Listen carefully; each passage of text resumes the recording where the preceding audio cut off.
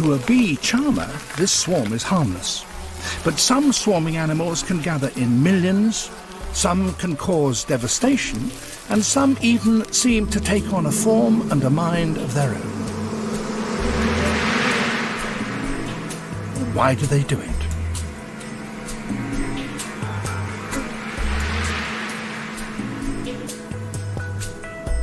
When creatures gather by the million, sometimes even by the billion, they create scenes that many of us find horrifying.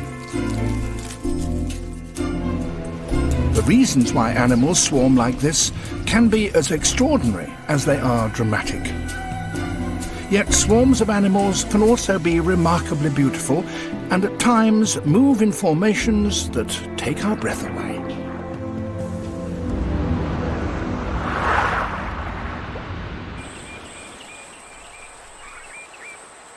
Up to 50 million monarch butterflies migrate every year from North America to hibernate in the warm pine forests of Mexico.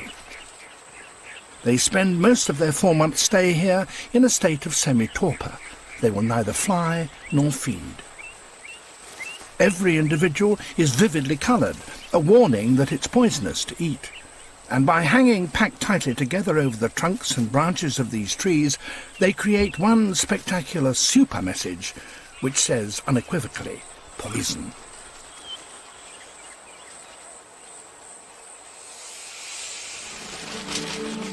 This vivid signal protects them over the winter months until the spring sunshine draws them off the trees and they begin their journey homewards.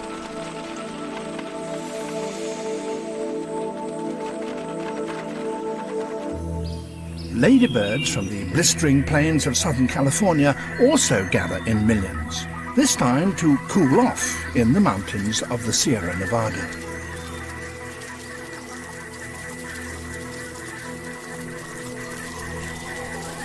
In just a few chosen valleys, they cluster over the trees, millions upon millions.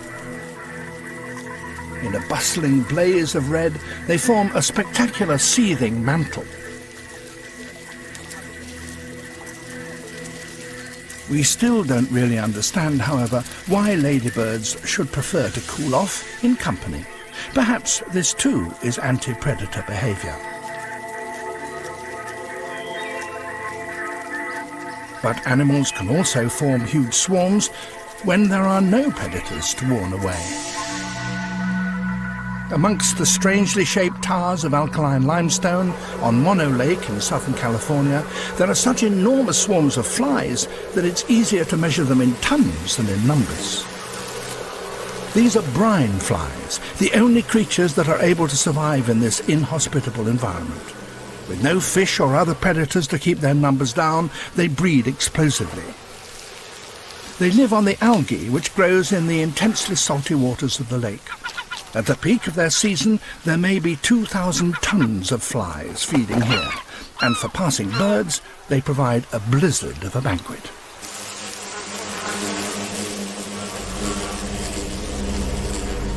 Yet however greedy the gulls, no amount of gorging seems to diminish the flies.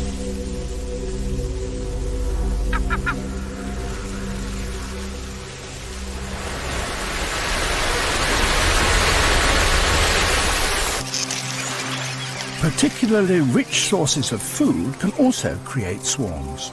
In Australia, great herds of soldier crabs advance and retreat across the beaches twice a day. They follow close behind the retreating waters to graze on the freshly exposed mud.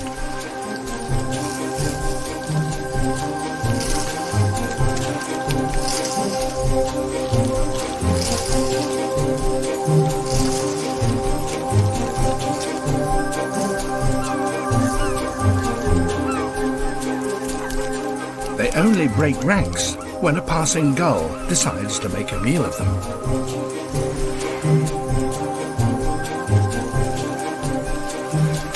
Then the retreat is swift, not to say panicky.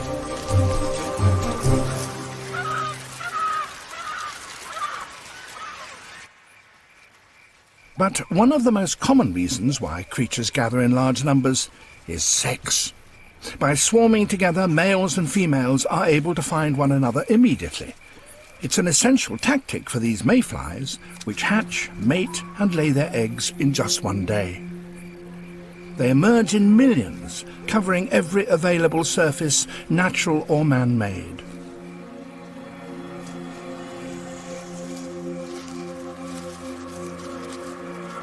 At dusk, the newly hatched adults take to the air in huge mating swarms, a whirlwind of insects, and for one day, Minneapolis becomes the scene of a living nightmare. After mating and laying their eggs, death comes quickly.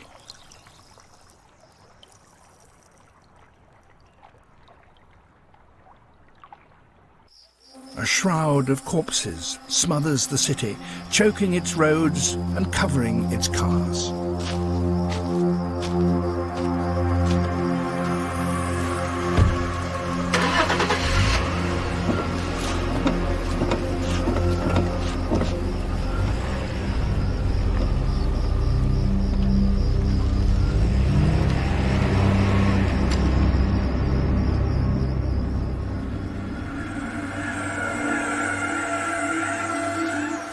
The emergence of the mayflies is triggered by a luminous beacon, the moon. Indeed, the moon is used by animals all over the planet as a cue to mobilize and mate. In the waters of Southern California, a ghostly invasion is underway. Drawn by the moon and the tides, squid begin a dance of life and death.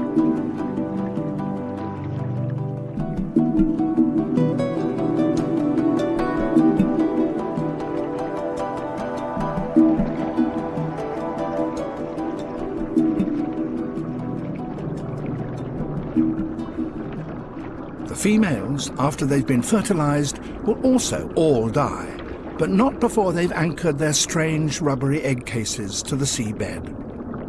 Thousands of these cases form an undulating forest that seems to stretch on forever, a ghostly reminder of a swarm which danced and disappeared overnight.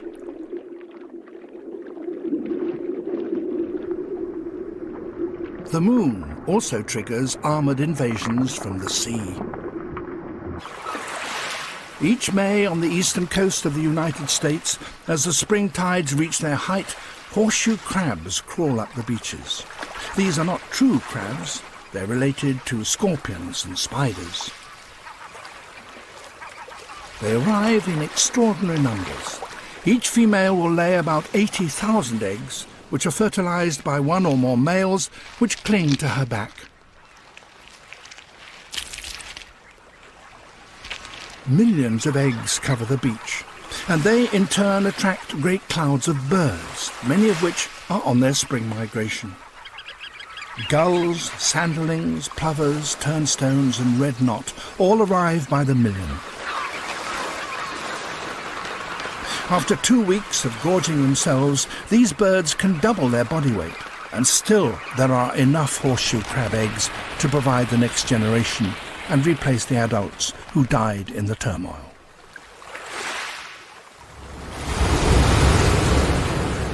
Horseshoe crabs may gather in thousands, but on a volcanic island south of Java, there are crabs which migrate in millions.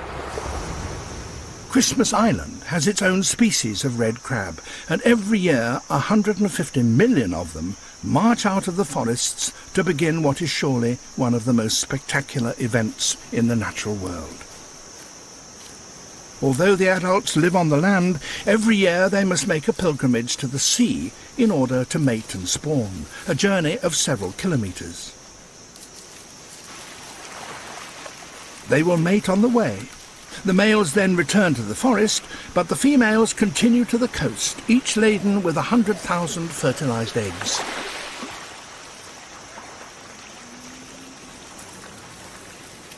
They must time their arrival to the last quarter of the waning moon, when the tide is at its highest. Millions upon millions of females wait for the high tide to reach its peak. Only then will they venture down to the sea to unload their eggs.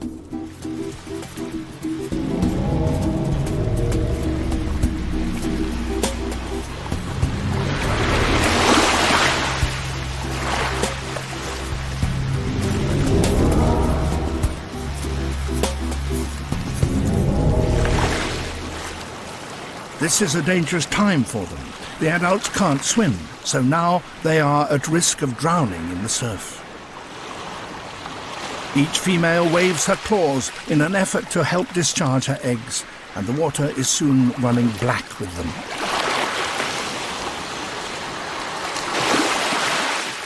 The fertilized eggs are then swept out to sea, where they develop into swimming larvae.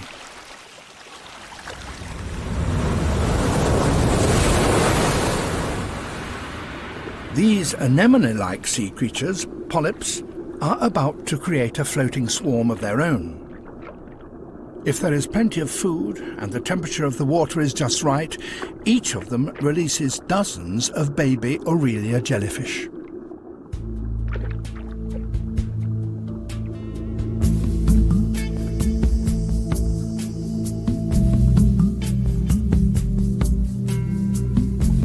As these grow and float through the surface waters, tidal currents sweep them together.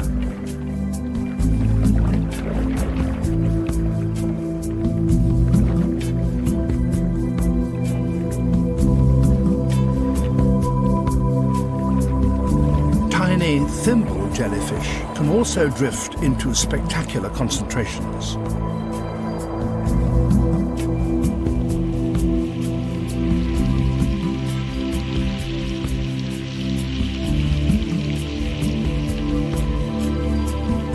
Yet even their numbers are overshadowed by another synchronized hatching.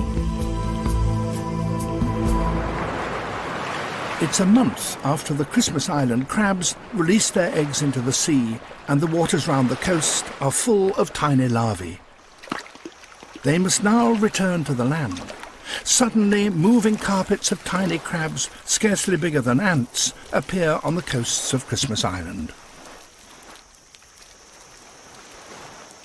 The larvae molt into the adult form, and to a timetable that can be predicted to the day, they start off on the same journey made by their returning parents, back to the safety of the forest.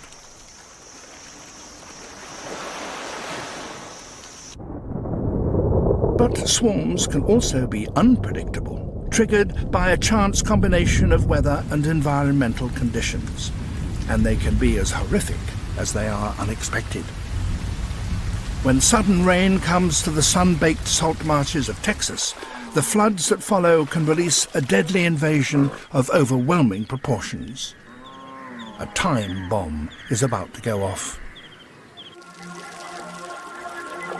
Mosquito eggs that have lain desiccated in the mud for months have been hydrated by the rain.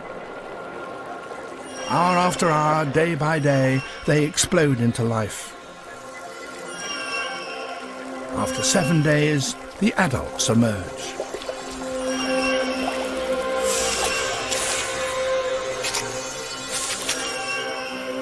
A billion mosquitoes rise above the marsh on the same day.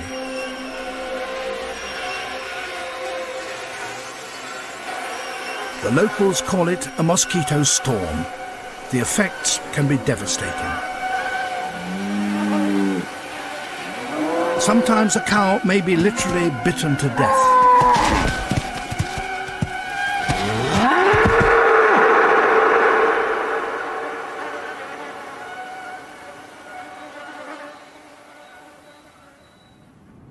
In the Arctic tundra, swarms of mosquitoes rise like a mist above the waterlogged land.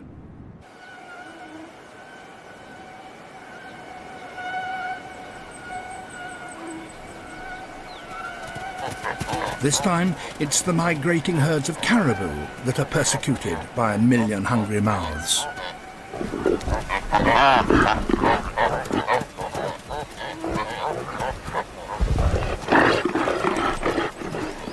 Their torment is unceasing.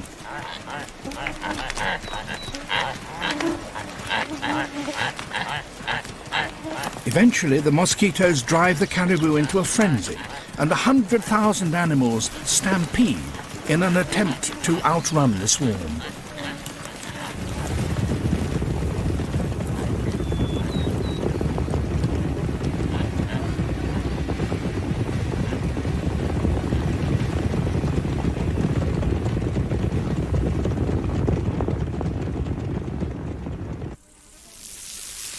perhaps the most famous swarm of all, feared by humanity as a plague since biblical times and before, are the locusts. Every 10 or 15 years they respond to a pattern of rain and drought by breeding in phenomenal numbers. The hatchlings are flightless, hoppers. In normal times they would live independently of one another, but now they gather together into a huge and hungry army, marching in such numbers that they cover the ground in a continuous blanket. A generation normally matures in just 2 weeks, and if the ground remains damp, locusts can breed by the billion. And when the hoppers molt and develop wings, an army that may be 50 billion strong takes to the air. Flying swarms of locusts can cover 1,000 square kilometres. They settle to feed and then take to the air, flying on for weeks, devastating thousands of tons of crops that could have fed millions of people. Only when they've consumed everything edible in their path will their destruction come to a natural end.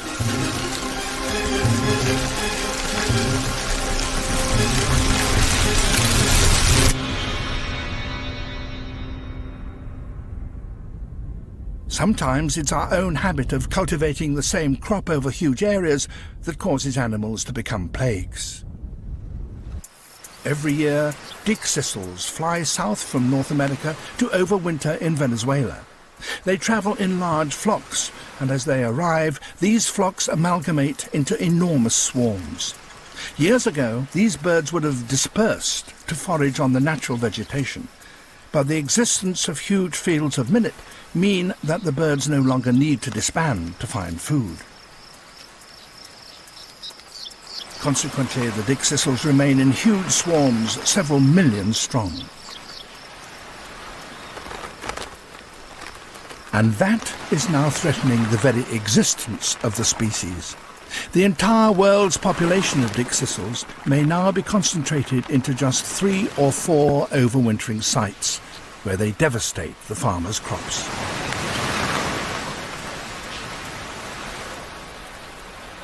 Yet however large these Venezuelan flocks may seem, they are insignificant compared with the plagues of birds that now infest the southern United States.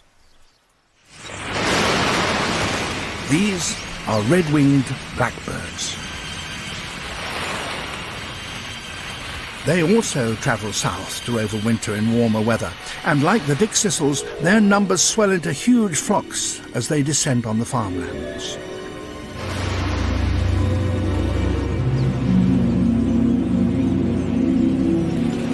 These flocks are gigantic. 5 million, sometimes up to 20 million birds will feast on the grain, darkening the skies as they take to the air. In the northern states, where they spend most of the year, they're seen as charming garden birds. Here, they have become pests on a phenomenal scale.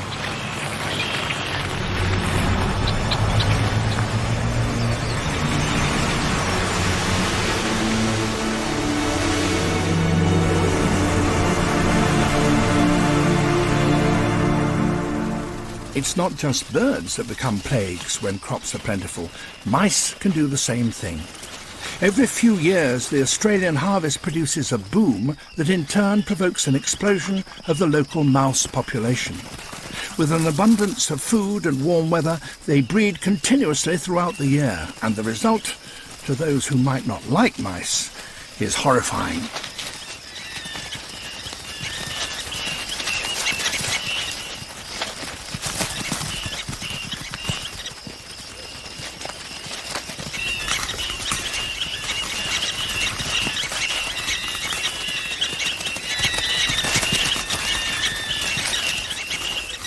In some parts of the world, local people have become accustomed to these vast invasions. Christmas Islanders make special rules for when a crab gets into a game of golf. But motorists can't be as accommodating as golfers. 1 million crabs are crushed by traffic every year.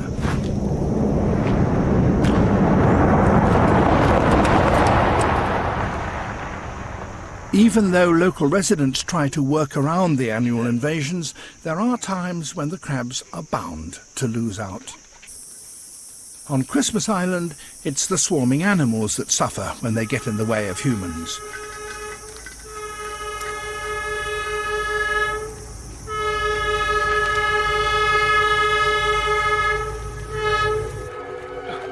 On Lake Victoria in Africa, it's the people who suffer. Yeah. And the situation is getting worse. The cause of the recent proliferation of these flies lies under the surface of the lake, with the fish that feed on the fly larvae. There are hundreds of species of fish in Lake Victoria, and it's their normal predation of the lake fly larvae that in the past has kept the flies from reaching epidemic proportions. But recently, many of the fish have themselves become food for an introduced predator, the Nile perch. As their numbers decrease, the lake fly larvae have been left to mature in huge numbers.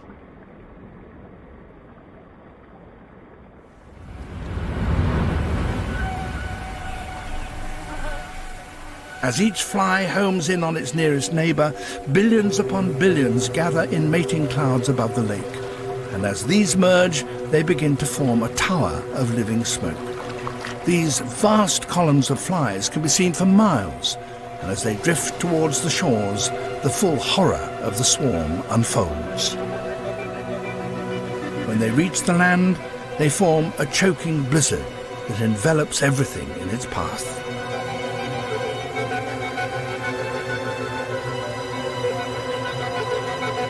Fog-like fingers probe and grasp the banks of the lake. The swarm smothers villages and their inhabitants. There is no escape. Surely this is where real life exceeds the horrors of science fiction. But perhaps there is an even more sinister aspect to swarms like these. They seem almost to behave like one giant animal with a mind of its own.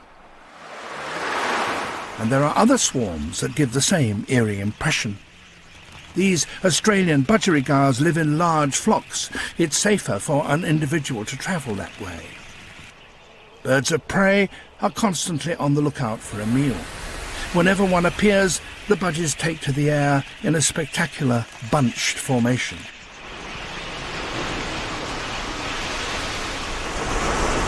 Living in these dense swarms gives the budgies several advantages. For one thing, a single keen-sighted bird can warn the whole flock of approaching danger. In flight, the tight bunching can confuse a bird of prey. It doesn't know which victim to pick. The close packing of their bodies could also damage any hunting bird brave enough to dive amongst them. Although the hunter will still eventually catch a bird, all the others will have benefited from being in such a large swarm.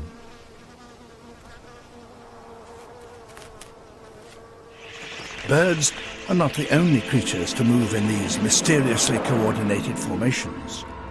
Fish do it too, and they create a surprisingly similar effect as they attempt to protect themselves from the attack of a predator.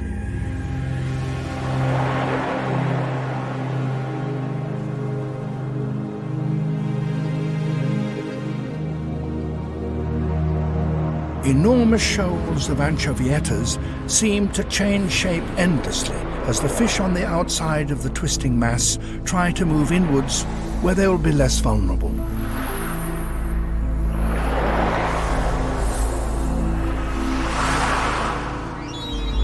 As the gigantic ball forms and dissolves, it also seems to move as if it were a single writhing animal. However hard this hunting marlin tries to find a way into the twisting mass, it seems to be baffled by the scintillating movements.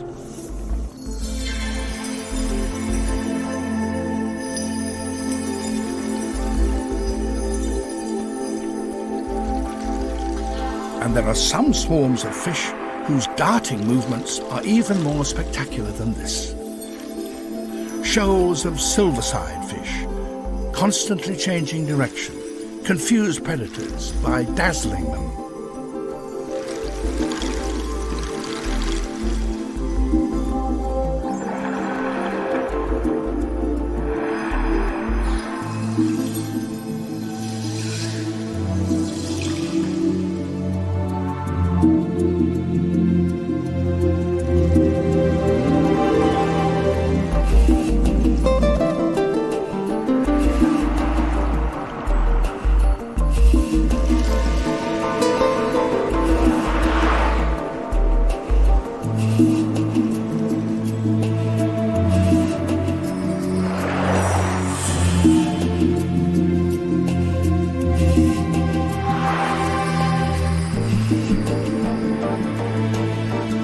So how do these individuals coordinate their movements? Could it really be that the swarm has a mind of its own? In fact, there is no single leader, no grand orchestration. The behavioural mechanism that produces these twisting, turning shapes is surprisingly simple. Whether the swarm is of fish or birds like these starlings, its movements are created by the swift but normal reactions of all the individuals within it. For both fish and birds, the rules are the same. Each individual is programmed to stick close to its nearest neighbour, but at a distance that avoids collisions. This results in the restless, shifting shapes common to many swarms. But when a predator threatens, the individuals scatter, causing the mass to flow into fragments or limbs, and this is when the swarm looks as if it's thinking for itself. In fact, what seems like an eerie dance of a superorganism is actually produced by thousands of individuals thinking for themselves. Horrific as swarms may occasionally seem, they can also surely produce some of the most wonderful of natural spectacles.